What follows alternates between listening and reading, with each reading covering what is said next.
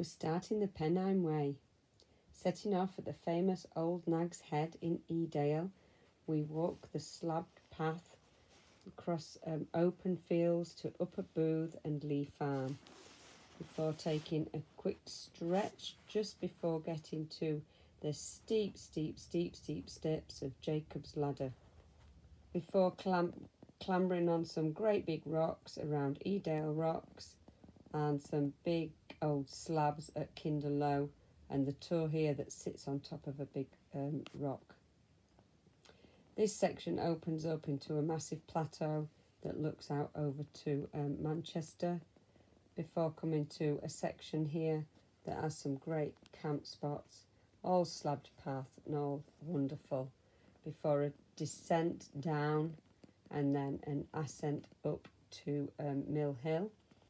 This section is amazing, gorgeous flat flagstones, what is across what would have been bog after bog after bog, so thank you whoever put them down. This section then come to the A57, and it's a good path through Devil's Dyke before reaching the tour at Bleaklow Head.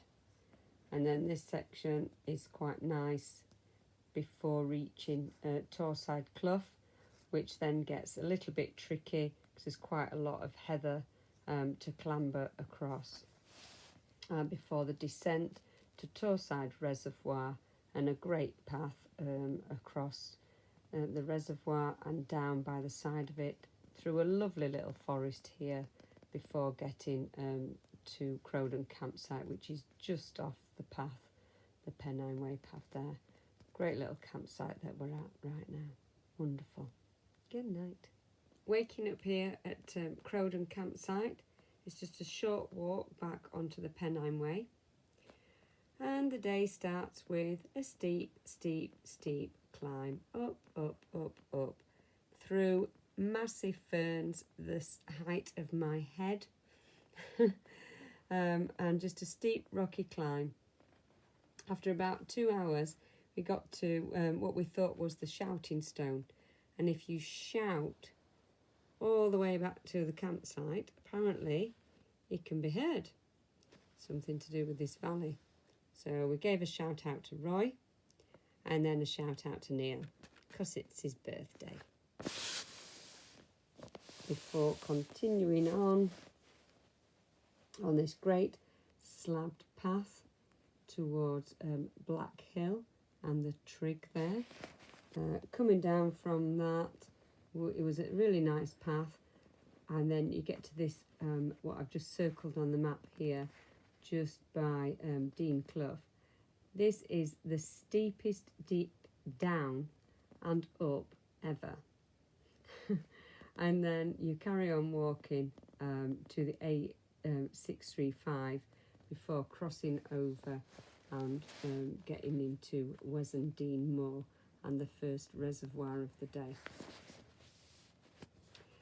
From this reservoir you cross over, and again it's another steep up, some massive steps before getting to the top, and then having a nice flat walk around the reservoirs here. Beautiful walk through here on flagstones before coming to the A62.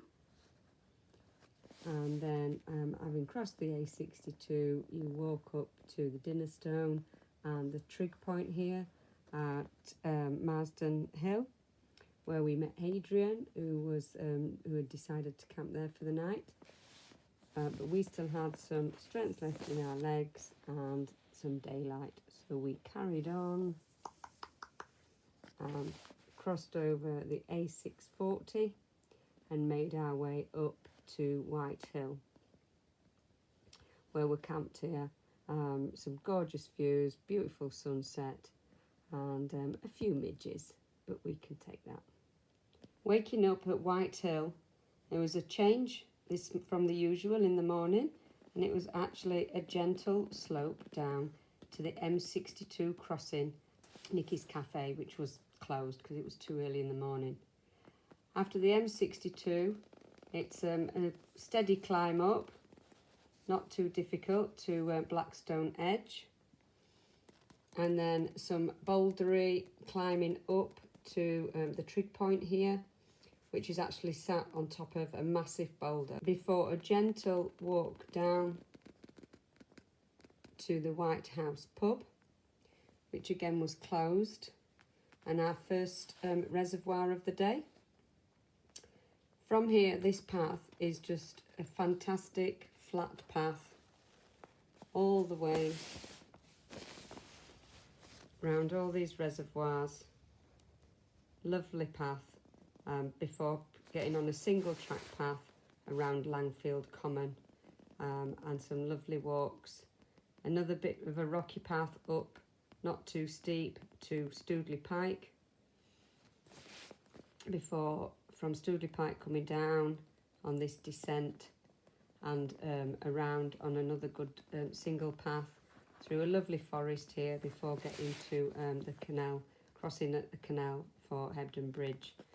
We walked down the canal to Hebden Bridge, which was just stunning, absolutely gorgeous, houseboats and flowers, beautiful.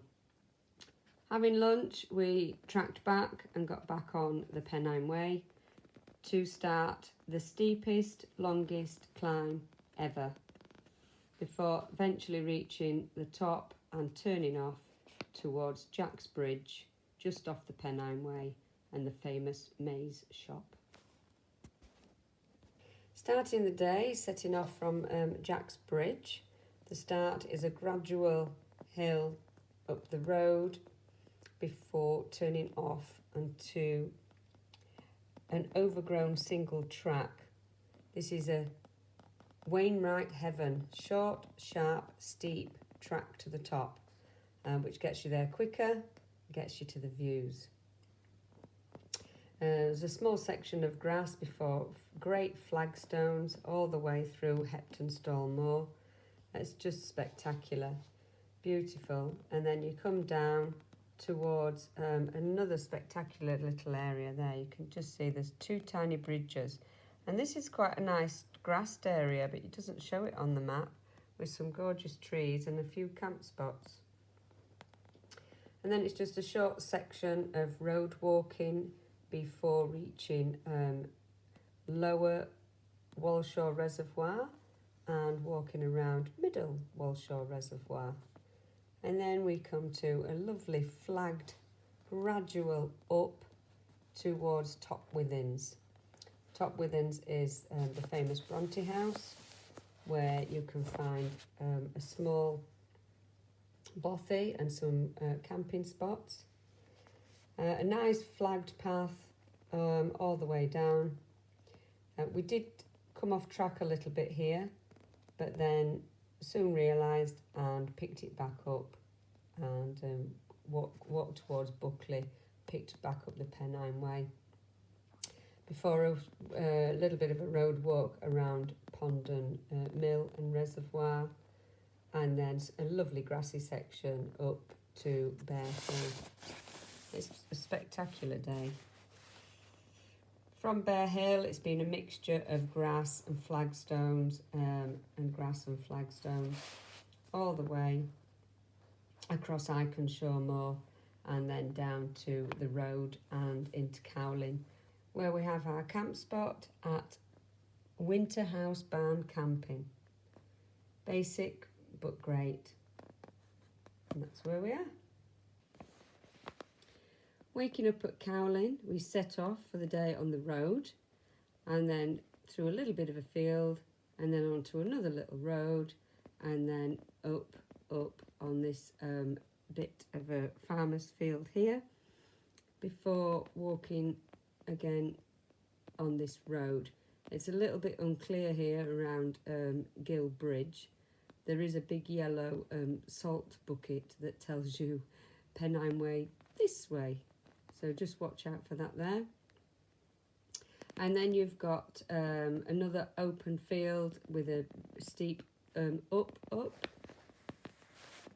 before crossing the road and coming onto another downward path here. And then we've got another open field coming down into Lothersdale. There's a great little honesty box here at Lothersdale before going up. So you just turn off and then up again before crossing the road and continuing on. Loads of little gates and steps through walls to clamber around. This is just stunning fields of heather before getting to the trig at Pinlow. And then you come coming down this path and this lovely field. You cross this little bridge here at Woodhouse, which is lovely. And before coming down this section here into Thornton in Craven, where we were hoping to get a tea, but unfortunately there was no tea. We found a farm here at Langba, and they had the most amazing tuck shop.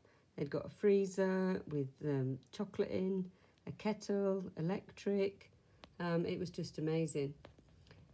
Continuing on from there, coming down, we reached the Leeds and Liverpool Canal. I just love this section. I've been on the Leeds and Liverpool Canal before, and this is just spectacular. Just following this down for a short period of time until you get to Bridge 162, where there is the cafe, the Abbott's Harbour, and that is just spectacular.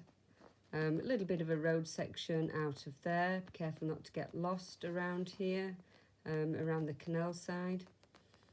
And then you've got a gorgeous flat path. That's mostly all the way into Gargrave. You cross this little bridge here, and it says on the bridge that you are now in the south, in the Yorkshire Dales. So at some point you were no longer in the South Pennines. Not sure where that happened. Before coming down on this, turning right and coming down here into Gargrave, and then this is where we stopped for some food, and I thought it was the end of the day, and it wasn't. I had to continue on this road out of Gargrave, steady climb out of Gargrave, and here it's on a single track, gorgeous grassy path. It's just spectacular all the way to here, where you've got another little bridge where you then continue following the River Aire. Oh, this is just a beautiful path, so wide and grassy and green. It's just gorgeous. Easy walking all the way to Hanleith. And then at Hanleith, this little road section here was just up. So we've had an up and a down, an up and a down, an up and a down today. But it's all been really gorgeous, spectacular. And then another little walk into Malham, crossing over the stepping stones at the river, and then a short walk on the road to find our camp spot at Ribblesdale campsite, where we are for the night. Lovely. Setting off from Riverside campsite at Malham is a chalky path up to Malham Cove, where you'll find 400 steps to get to the top, or 416 if you kneel. On the top here, it's craggy, crevices, massive boulders and flat plateau, before a cobbledy, stony walk arounding scar, and then a steep up towards the tarn. Lovely grassy path around the tarn, and some spectacular carvings of animals, birds, fish, rabbits, just beautiful. There's a toilet at Townhouse there. And then this section is a lovely flat section with a bit of an up and a down before getting to Tennant's Gill, where we stopped for a cuppa. And then again, you've got a really good path going up to Fountains Fell, and then the trig at the top there, coming down and reaching the road at Rainscar. Short section of road where you turn off at Churn Milk Hole and start the steep climb to Penugent. The first section about here is really rocky, massive boulders, really stretched me, but it was doable. And we just got beyond that section, and then there's another scrambly section.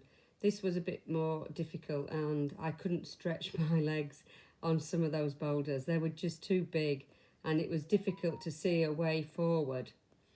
So finally found a way and got to the top and touched the trig before a wonderful descent all the way down, and down on an amazing path all the way into Horton in Ribblesdale and Holm campsite, where we are for the night. Fantastic day. Penugent, just amazing. Leaving the campsite at Horton in Ribblesdale, it's a short walk on the road up to the turning right at the Crown pub. And then you've got a lovely grassy path and a climb out of Horton, coming on to a chalky road, going up. At this section here, just before you turn left, there's some spectacular views of the three peaks of Penugent and Whernside and Ingleborough, before coming down to Olding, and then a short climb up to Lingill, where you have a gorgeous little river, lovely bridge, some camp spots, and lovely place to stop and have a cuppa. And then it's a short climb up to Camp End, where these will be your last views of the three peaks. This next section is long and easy walking all along Cam Hill Road, going up until you get to a tarmac road here, and then turning off again, another long undulating road path along West Cam Road.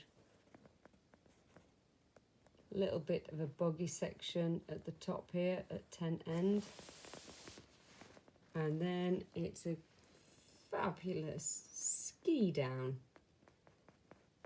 all the way to Gaudy Lane, and coming into this section that's a bit invisible path into Gyle, and passing Wensleydale Creamery before you get into Hawes, where there's lots of shops and pubs and a place to stop and have some food. So from Hawes you continue on a road before turning off onto another nice grassy path before getting to Hadraw, and the campsite there is the Old Hall cottage campsite just behind the tea rooms. Short walk on a road before reaching the 4x4 track and a steady climb out of Hadraw before reaching just here a little camp spot just before the High Abbot sign. And then you've got a steady climb up to Great Shunnafell. Super boggy around this section today, but thankfully we've got slabs to walk on. Reaching the shelter at 716 metres.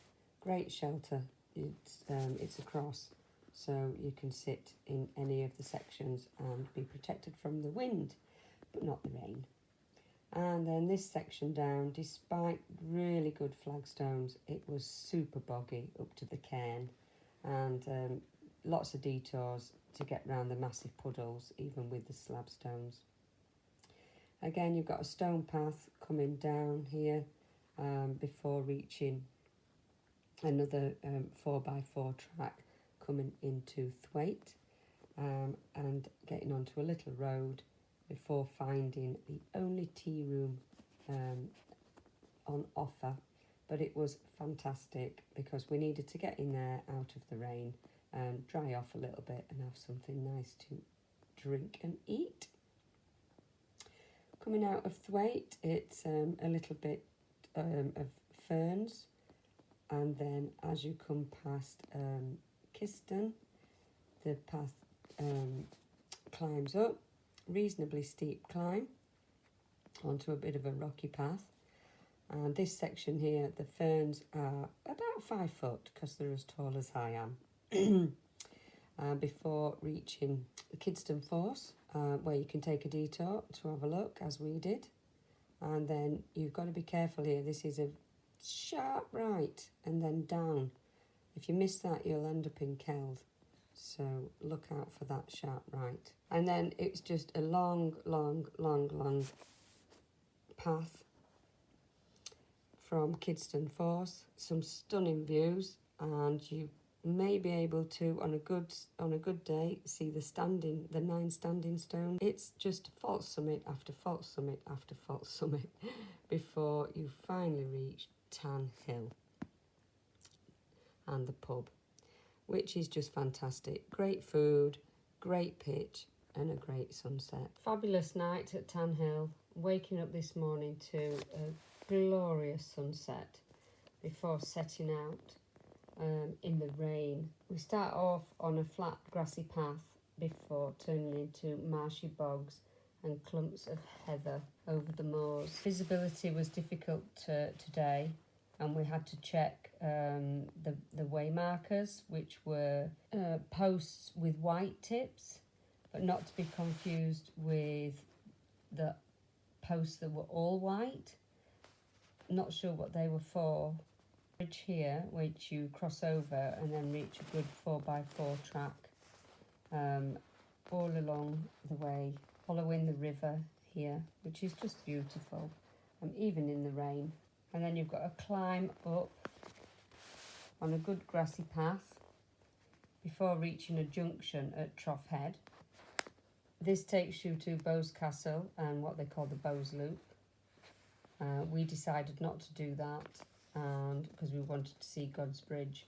So this is a bit of an invisible track, but it was still clearly marked in some ways. Many people have trodden it before, and takes you down to God's Bridge. God's Bridge, aptly named because it's a natural beauty of rock formations over the river. Great place to stop for a coffee, which we did, and some lunch, and there's some good camp spots there as well. Continuing on, it's a short grassy section here before the underpass. Huge tunnel under the A66 before a short climb up afterwards to Ravcock Castle.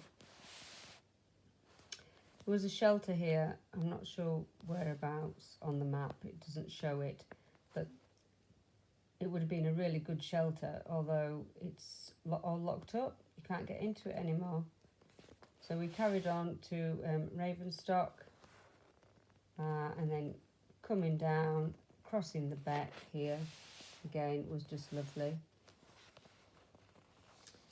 And then onto this single track going up to Raceate, and then down across fields and bogs and grassy sections to Clove Lodge. Wow, Clove Lodge is just out of this world. It's the best farm. Well, I just can't even explain it. It's a massive barn, undercover, full of the most amazing tuck shop items you could possibly think of, plus a kettle. They've got pot noodles, they've got crisps, they've got cookies, they've got biscuits, they've got everything. It's just amazing. After leaving that, you come round to Blackton Reservoir, and a good grassy section, single track, before coming down to Grasshome Reservoir.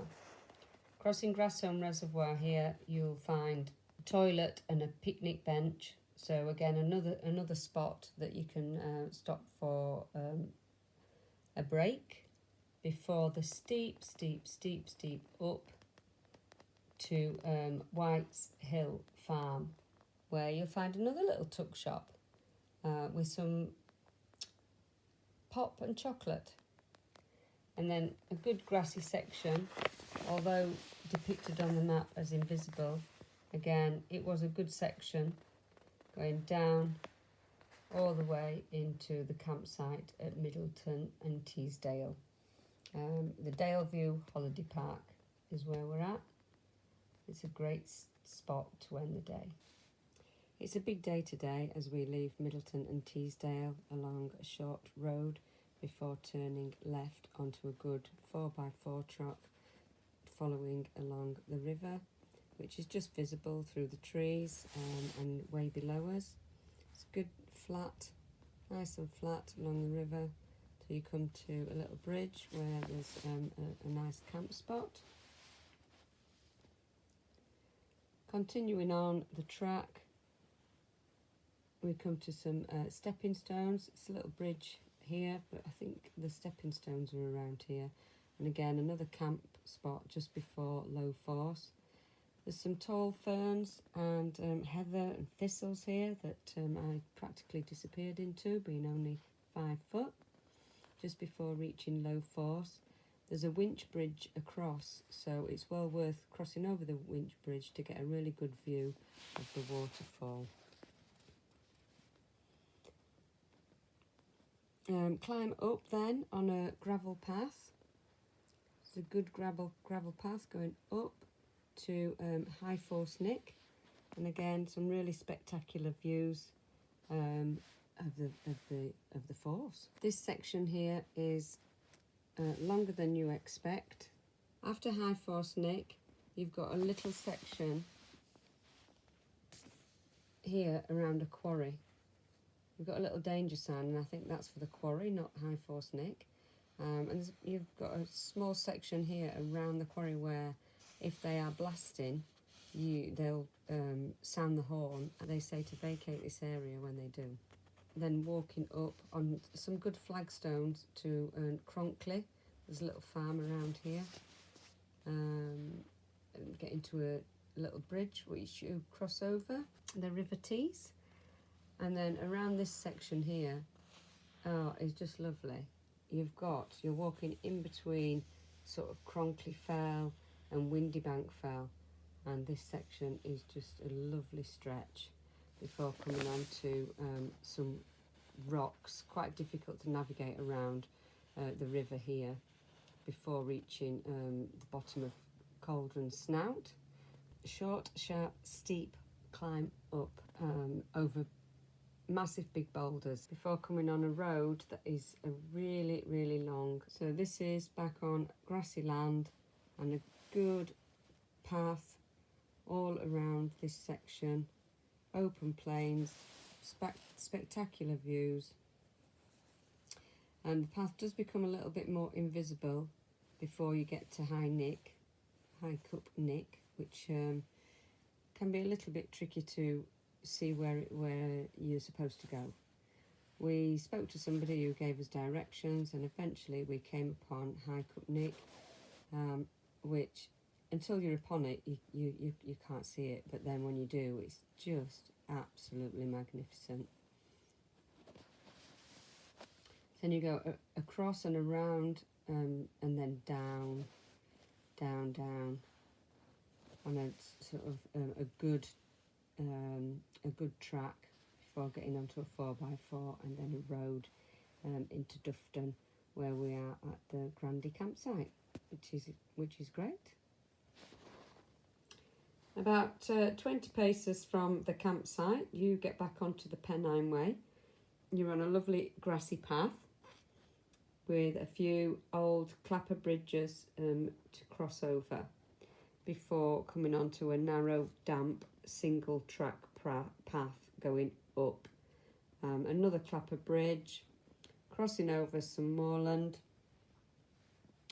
before crossing over Swinedale Beck, and then you've got a lovely walk across the moorlands, although going up, following Swinedale Beck for a little bit here, for crossing into deeper moorlands on a grassy path,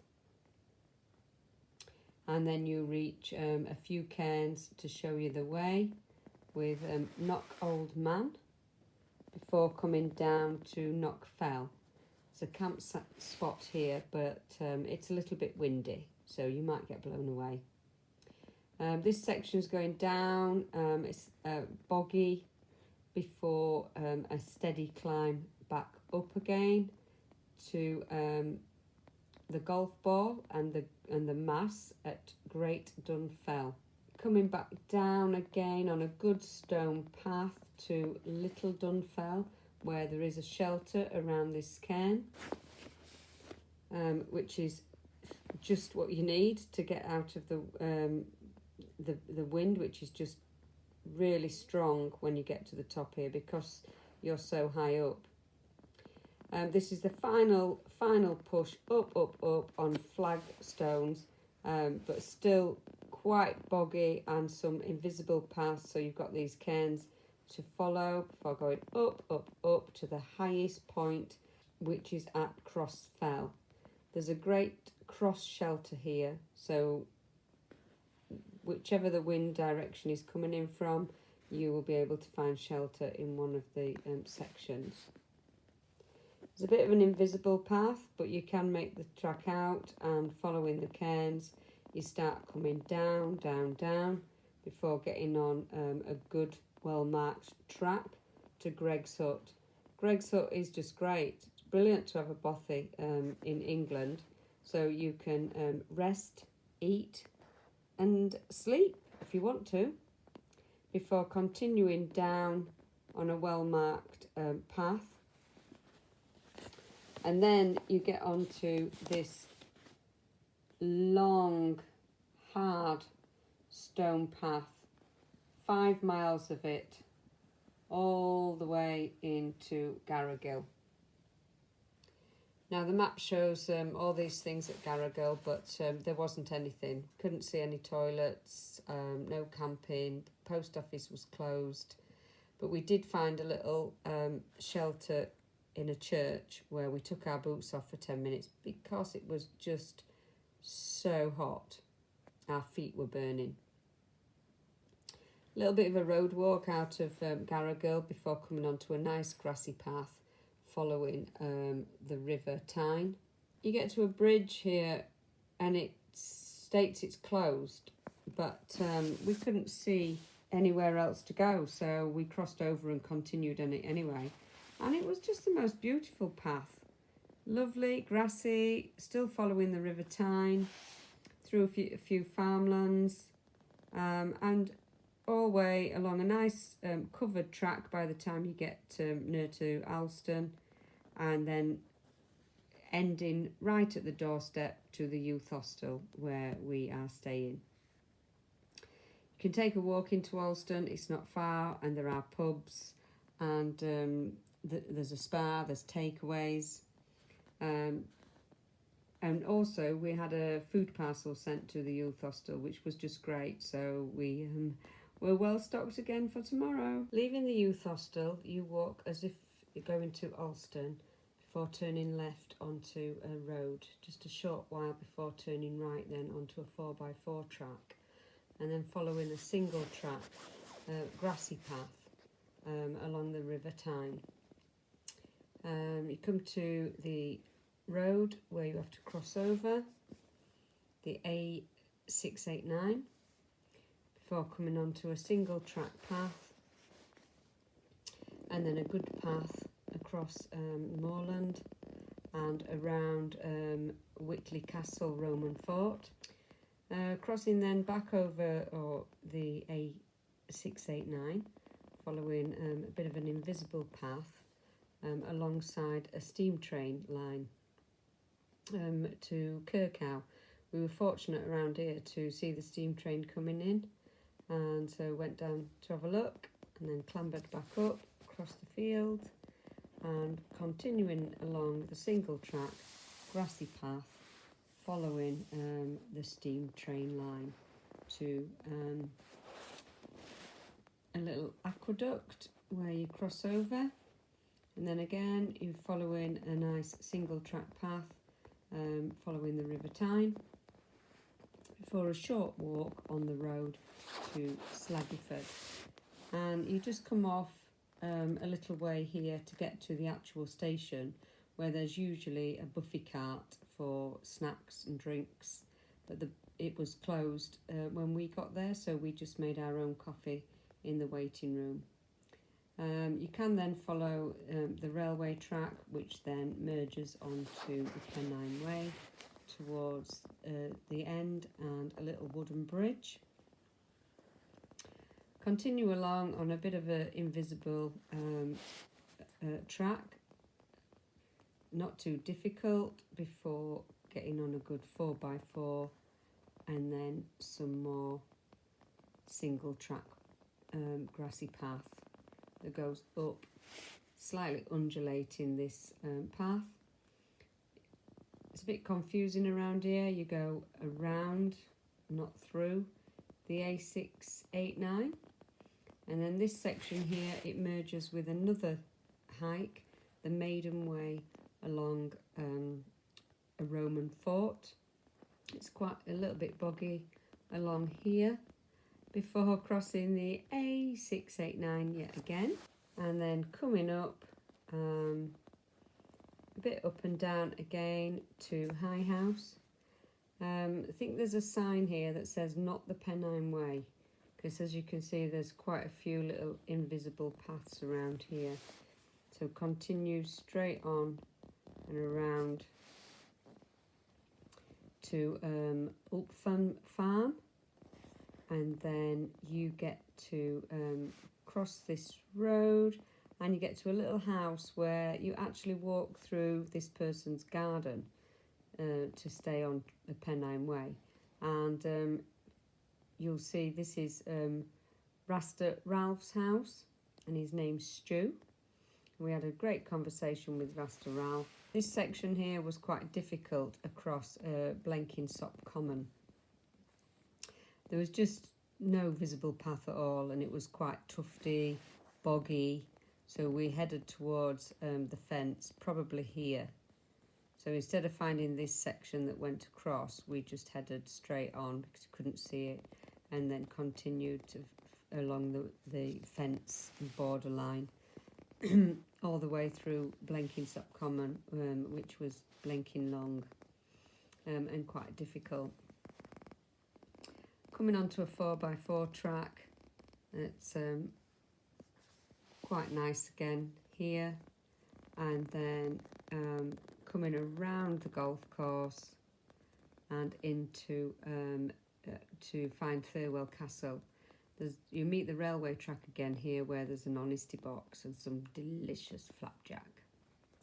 And we're camped in the back garden, really, of somebody's house, just at the back of Thirwall Castle. Very basic, but it's a bed for the night, and it has a loo. So what more can you ask for? Waking up at the campsite behind Thirwall Castle, we had a little trek up to the castle to see the remains of the 700-year-old castle, before crossing back over the river and coming across and up, nice gentle up on a grassy path. Even though it says it's invisible, it was well marked, before reaching Walltown Recreation Site, and then up and around the quarry. Hadrian's Wall is also the Pennine Way, and there's lots of ups and downs and ups and downs and ups and downs all the way along. It's a nice little section here through the woodland, and then through farmers' fields before reaching Caulfield's quarry, and then a steep climb up from here, and then down to turret 41A before going back up and down, crossing over to Core Gap. When we did Hadrian's Wall, we came down this road to the campsite. Today we've carried on, going up on a well-marked grassy path before reaching the trig point at Windshield Crags. From here we backtracked slightly to find the path coming down. This is really boggy, really slippy, and yeah, a little bit of difficult walking down here. It doesn't look long, but it's quite long before reaching Windshield's campsite. From here you can walk along the road. It's not very far to Twice Brewed at Once Brewed, and then backtracking to the campsite, which is just a most wonderful campsite, and really pleased to be back here staying again on the Pennine Way. Waking up at Greenhead campsite, brilliant campsite, nice indoor area to repack all your stuff and make sure everything's dry before the big climb on a good grassy path which turns a bit boggy, well trodden, back up to the Pennine Way, and then a little hike up to Windshield's Crags and touch the trig again before a up and down and up and then down to the wonderful spot where the sycamore tree at Sycamore Gap, which is no longer there.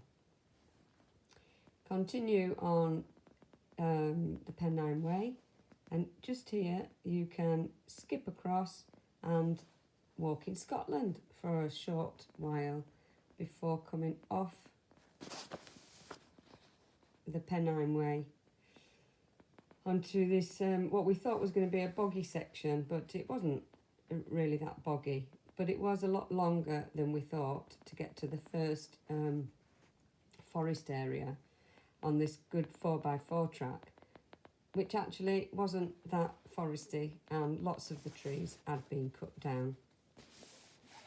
And then you get on to the second boggy section, but this had a little oasis in where we stopped for a tea break, and an absolute fabulous place to camp. A wonderful camp spot just there in between, just after the first section of forest.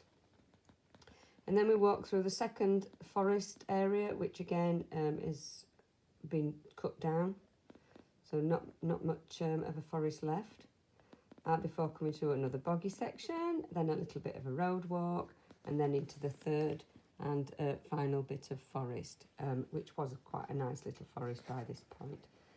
Then the next bit of bog, and this takes you up, it's a steep climb up here to Horny Steed Farm, where there's a bed, a kettle, a fridge.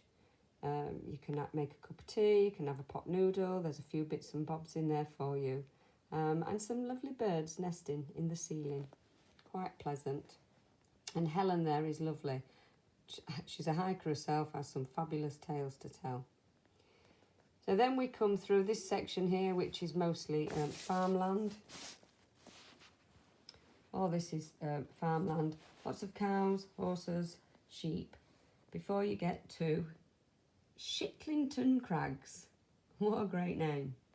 A big rocky area that you pass through, and then coming up to the Mass. This is the last climb of the day before coming down to the B6 320 and having the last little walk on the road, crossing over the River Tyne and into Bellingham, where if you have around here somewhere, probably where this star is, you'll find the Caddy's Well, or Cuddy's Well, which is the holy water that the church use. It comes fresh out of the ground, and so we filled our water bottles up.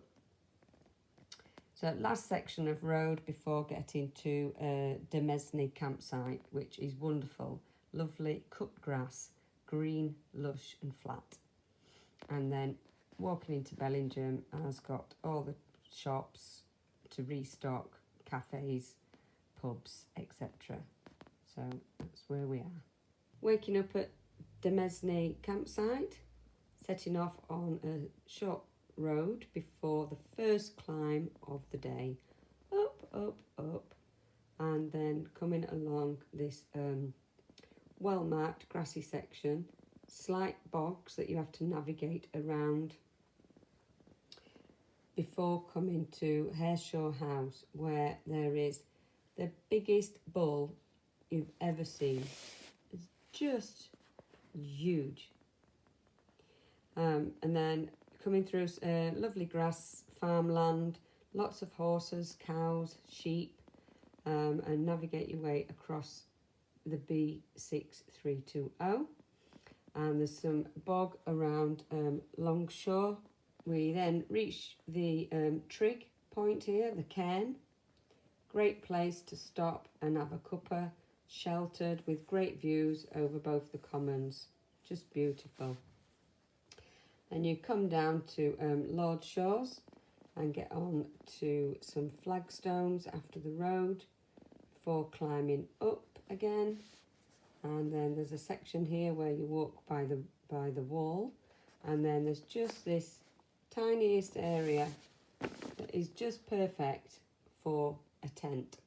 So great little camp spot just here before heading down to Browning Head and down to Black Hill and into the forest. This road is just a tough road, really long and stony, hot, long, and no shelter at all. So you would expect with a forest that you might find a bit of shelter from the sun, but there just wasn't anywhere until you get to Blake Hope Bournehow, where you'll find some toilets and a picnic bench. So a great little spot there to stop again just for a break before continuing on a good path to the first camp spot. That wasn't our camp spot, so we carried on this lovely little walk through the forest and by the river before getting to the church, and then Forest View pub, which actually looks just like a house. There's a row of houses here. It just looks like a house, and we are pitched in what I would say is their back garden. Waking up at Byrness at the Forest View pub, you walk back down to get to the start of the Pennine Way. It is a wet day today, and we have our ponchos, and we've had our ponchos on. This section is a massive up to Byrness Hill. It's wet, it's boggy, there's tall grasses and ferns. It's a sharp, steep climb through the woods. This is a nice path at the top, a few bogs. It's a steady up, and some flagstones. Great to have the flagstones, and then you are skirting around the edges of the military zone, so you don't go into the military zone. And there's some great wooden boards to walk on around here so that you are not in the bog. Before coming down to the Roman village, before walking up past the cairn and continue skirting around to the mountain refuge hut. It's a great refuge hut, and you could stay there. You know, there's benches, it's dry, it's warm, out of the wind, to Lamb Hill. And then you continue going up, flagstones and bog. What can I say? Flagstones and bog. And then coming up to Windy Gyle. Just before Windy Gyle, there's a gate that you cross through that takes you onto the Scottish side, into Scotland. And then you come up to the trig at Windy Hill, the cairn at Windy Hill, which is windy. Coming down here was just horrendous. Bog. We walked down on the Scotland side, but just navigating around all the bog and the flagstones just disappearing until we got to a little section here with a gate, and this wonderful camp spot right on the path and the border of England and Scotland. Beautiful camp spot. Waking up at this amazing camp spot that's on the path and at the border of England and Scotland. It's a climb up to King's Seat on flagstones, a sunbog. The trig here at King's Seat is on the other side of the fence, so you can't really bag it. Well, you can, you just jump over if you want to, but we just touched it with our poles. And then continuing up. It's a good path. We've got slabs all the way. And then here you can detour to the Cheviots, which is what we did. So this section is flagged, going up on a well-marked path to reach the Cheviots at 815 metres. Spectacular views, just beautiful, well worth the detour. It's 25 minutes to get here and another 25 to go back down. So around an hour, you know, because you want to stop and take in the scenery when you get to the top. So coming back down on the flagstones, back on the Pennine Way, this is a big down to the mountain refuge hut. Stop here for food. It's got shelter. It's just another great mountain refuge hut. If the weather's not great, you'd need it. There are camp spots outside as well if it's full or you just want to be in your tent. So then a big climb up to the Shrill. Again, fantastic views around here. You've got a single track grassy path down to Black Hag. And then there's a choice to be made on this final day. Do you walk in England or do you walk in Scotland?